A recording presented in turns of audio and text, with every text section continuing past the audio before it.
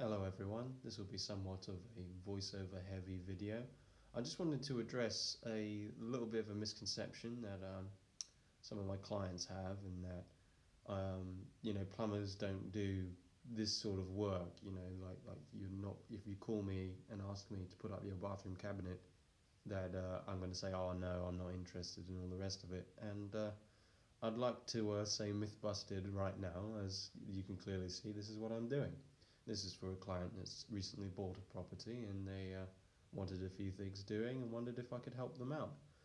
Now, I can't comment on what other people do or choose not to do, but the way that I work, I respond to the client I have. And so if you feel like you need a new cabinet adding, or a new shelf, or you want your tap looked at, that's something that's very possible for us to do.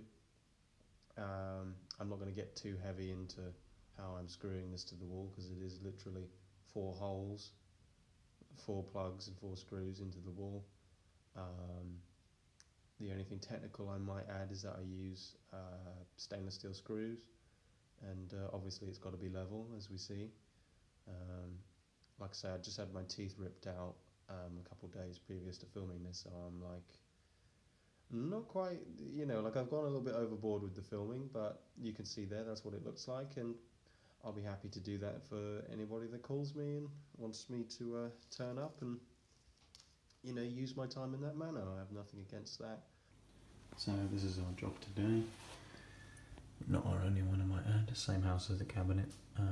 As you can see here, the bezel in this tap leaves very little room for the spline and the actual cartridge to be on.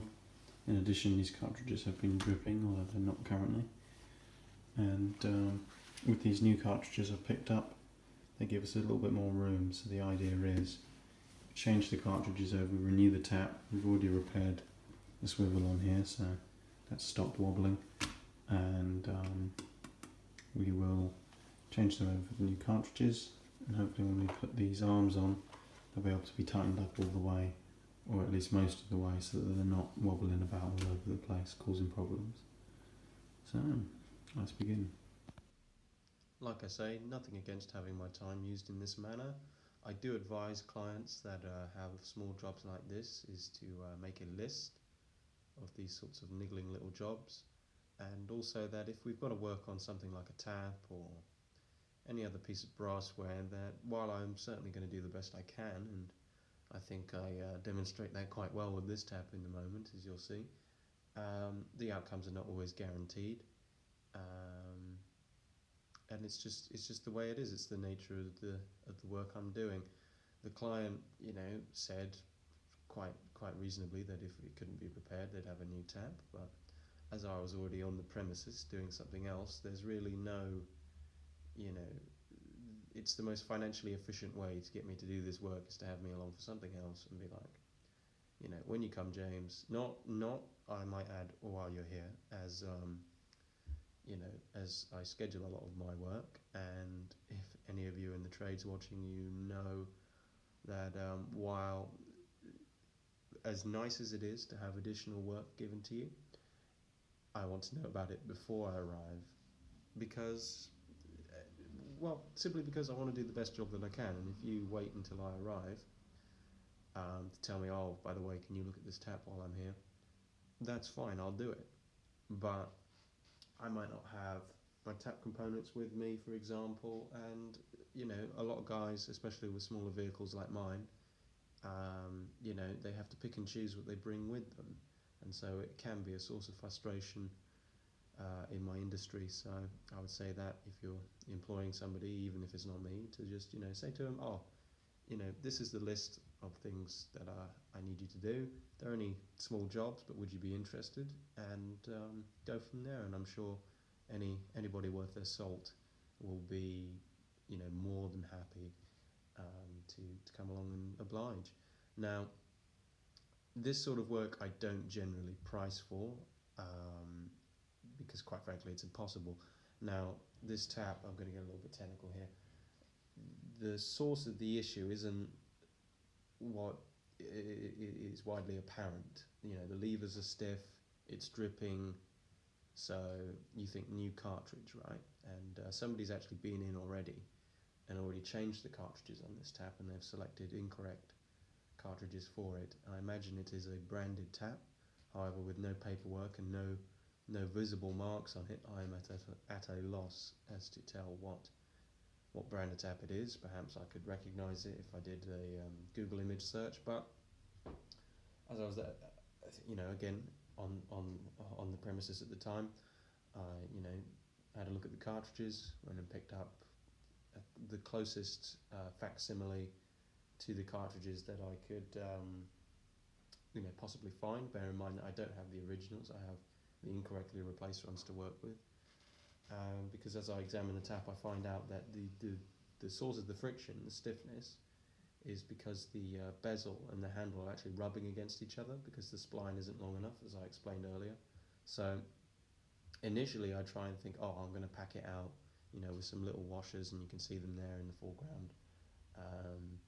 I'll pack that out and use that to kind of bring the handle away from the tap and so and so. And I didn't have much luck with them because I couldn't get them to fit. And then I just sort of had a little bit of a eureka moment. I thought, hang on, I need a tubular piece of non-corrosive metal cut to an exact length.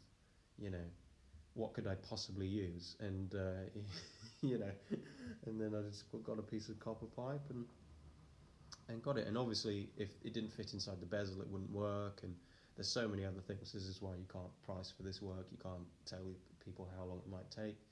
It takes as long as it takes, and people all say, what's the chances of it actually working? I say, it might work, it might not. It's literally a 50% chance. You can look at a tap that's beaten up, lime scaled the whole thing, and say, there's no chance. But then when you have a go on it, you actually find, it's a fairly simple washer change, and you could work on a tap like this that looks only a few years old and find that there's no physical way that you can at least figure out to take it apart and have to call quits on it. Now, the lengths I go through for this tap are perhaps a little bit more than what most people will admit is reasonable, or will say that it's a little bit more than what the job's worth. But like I say, I wasn't in a hurry this day. It's just how the dice fell as such. I just had 2 teeth pulled out. I wasn't doing a high output day by any means. And when you're ill, this is the sort of job you want. Just potter along, do what you can, see if you can make it work. And then if I'd have walked away and said, this needs a new tap, then that's fine. I can come back when I'm better and fit a new tap, because there was other stuff I needed to do here anyway that I couldn't do all in one day. And there was other stuff that actually emerged since my original visit to look anyway, that it was stuff that come up in the interim. To be fair, it wasn't while you were here sort of request. So yeah, the only other thing I'd say is that I put a bit of PTFE around that bezel just now. There's no plumbing reason for that. What I'm using that for is simply as a sort of pseudo thread lock, for lack of a better term, because I don't want the bezel to unscrew, because if it backs off, it'll start rubbing on the handle, and then every time you turn your handle, you're engaging and disengaging those threads. I want it to stay screwed in, so when I screw the tap handle on, it pushes against the piece of copper tubing on the cartridge and not against the bezel, and is able to move freely even though it's done up tightly. Because when my client arrived, they said the tap handles were loose, and they were loose, and they tried tightening them, and it made it all worse. And I've got nothing against people having a go, but they were like, I think we need a new tap, and I was like, let's just see. I'm here now. Let's just see what we can do, and this is what I was able to do. And ultimately, the tap's fine, and hopefully I'll be able to show you it being fine when we go back there. I did also repair the spout. I didn't film that because, again, I'm not on form that day. I just did the classic PTFE wraparound repair, just packed out the O-rings and packed out the top bit of the collar with PTFE. And it stopped wobbling like a dream. And I said to the client, if you get a few more years out of this tap, you know, it certainly doesn't owe you anything now, and you know, it's cheaper than a replacement. And I think that goes a long way with people. At least that's my business strategy. And yeah, now I am truly running out of things to talk about. Um, Again, this was just fiddly.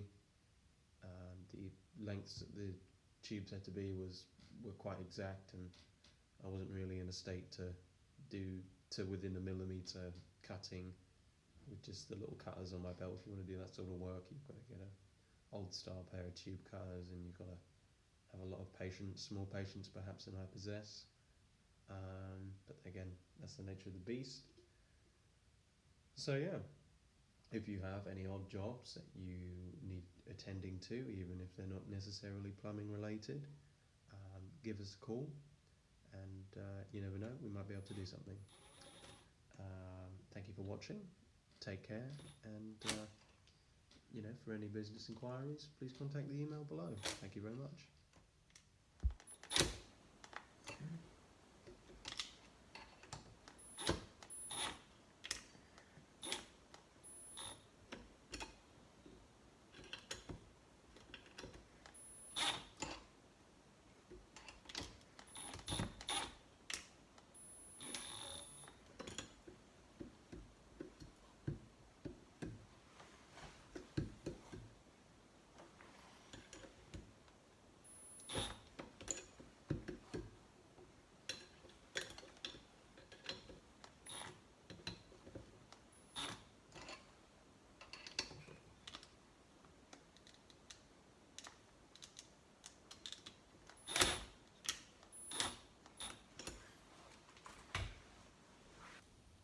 Interesting bit of note here.